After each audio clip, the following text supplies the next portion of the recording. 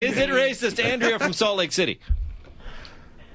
If it is the most underwhelming example of racism ever. There you go. Because it's coming from a guy who can't be fired, essentially. He's a business magnate, and then he's been in the House of Lords, which is a lifetime peerage. Right. So someone who can't be fired, that's his racist tweet. He could have gone a lot bigger and still kept all his money. That's right. He could have gone bigger. Right. It's not it's not the Plus, worst. he does but say it's resourceful still... chaps. That's nice.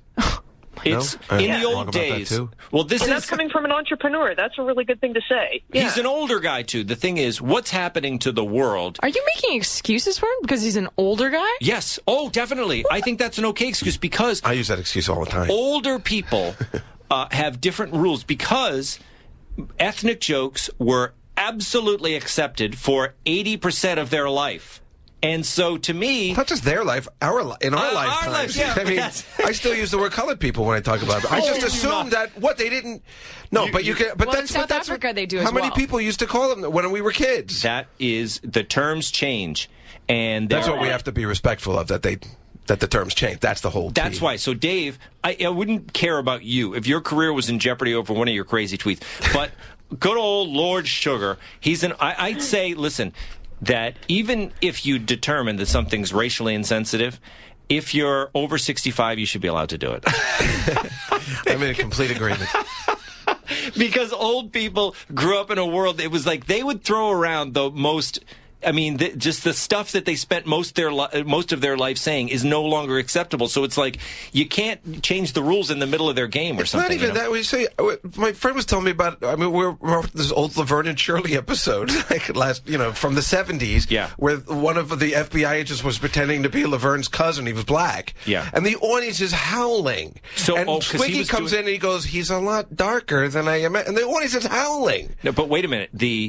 He was a white man? No, he was black. He was black. Pretending to be Laverne's so cousin because they couldn't tell he was part of the FBI. So the joke It's the most was- racist thing I've ever seen now. The thing is, do you remember, I mean, Christina, have you ever seen the movies that we grew up with, like Silver Streak? Is that the one? What's the one With where Richard Pryor and Gene Wilder? That's right, Yeah, that's Stir Crazy. Stir Crazy is Gene Wilder pretends to be black. I mean, if I'm not incorrect, Dave, Gene Wilder gets a can of shoe polish and he disguises himself as black. Am I wrong It about was a that? huge box office smash. The rules have definitely changed, but so I think, Christina, I can't get away with it. Dave can't, but I think we're going to draw the line at old people. They can get away with it. What do you Then think they of that? shouldn't drive either. What's the age? Because I'm going to tell people that's my age from now on. So, He just said 65 before. okay, then I'm 65. I don't know any better.